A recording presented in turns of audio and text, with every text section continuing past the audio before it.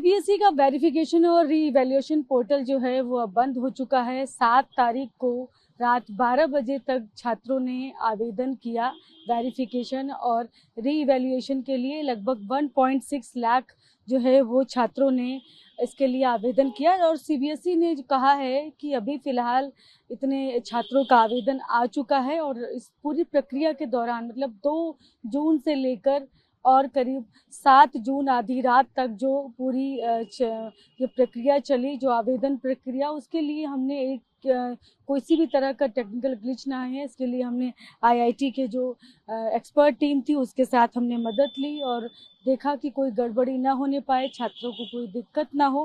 हालांकि बीच बीच में लगातार ये शिकायतें आई कि जो पोर्टल है वो बीच बीच में ठीक नहीं चल रहा है। बहुत सारे छात्रों ने इस बात को लेकर भी शिकायत की कि जब पेमेंट करते हैं उस वक्त दिक्कत आई, लेकिन सीबीएसई ने सफाई दी है कि हमने टेक्निकल ग्लिच को लेकर जो आईआईटीज़ के जो एक्सपर्ट हैं उनके साथ हमारी लगातार बातचीत हो रही थी और वो इस पर काम कर रहे थे, जिसकी वजह से ये समस्याएं नहीं हुई।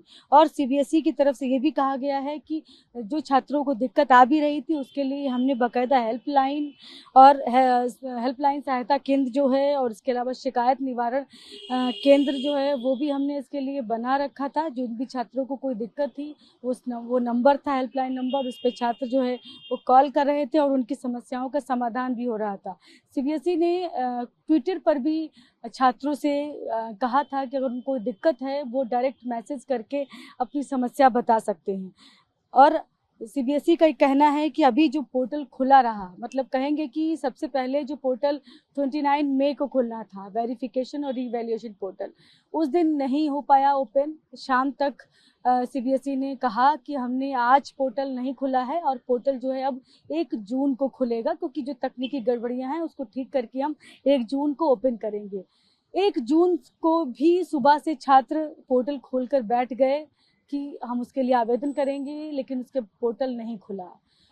रात तक पोर्टल नहीं खुल पाया। 2 जून को करीब 4:45 के आसपास सीबीएसई ने बाकायदा एक वीडियो ट्वीट किया, मैसेज ट्वीट किया, उसमें कहा कि पोर्टल अब लाइव हो चुका है और छात्र जो है वो पोर्टल पर आकर रीवैल्यूएशन और वेरिफिकेशन के लिए आवेदन कर सकते हैं। उसके बाद छात्रों ने आवेदन करना शुरू किया। हालांकि तमाम छात्र लगातार शिकायत करते रहे टेक्निकल ग्लिच की।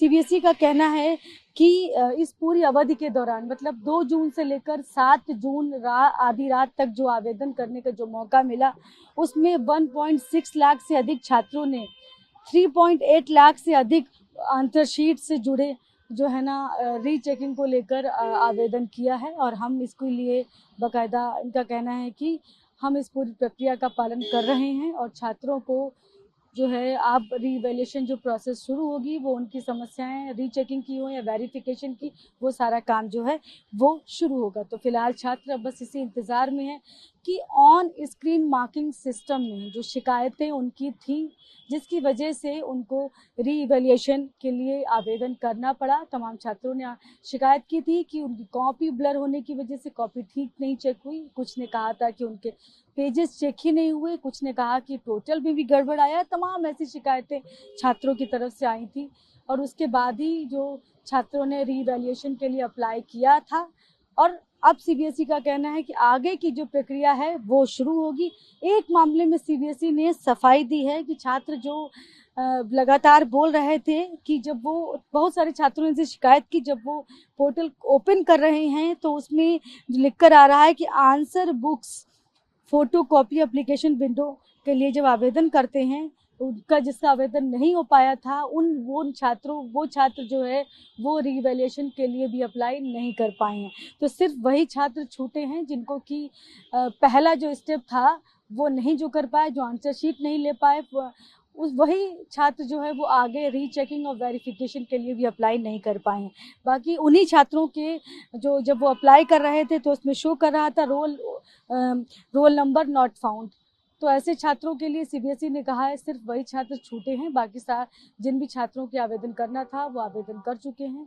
हालांकि अभी भी बहुत सारे छात्र हैं अलग अलग जगहों से जो कि मांग कर रहे हैं कि पोर्टल फिर से खोला जाए, क्योंकि आंसर शीट, छात्र कह रहे हैं आंसर शीट उसके लिए उन्होंने आवेदन जब किया था, जब फोटोकॉपी लेनी थी तो सारा उन्होंने फीस भी जमा हो गई थी, सब कुछ हो गया था, लेकिन आंसर शीट उनको नहीं मिली। आंसर शीट की फोटोकॉपी न मिलने की वजह से वो आगे जो अप्लाई करना था रीचेकिंग के लिए, वेरिफिकेशन के लिए, वो अप्लाई नहीं कर सके। इसलिए छात्र ये मांग कर रहे हैं कि उनको जो है वो दोबारा एक मौका और दिया जाए।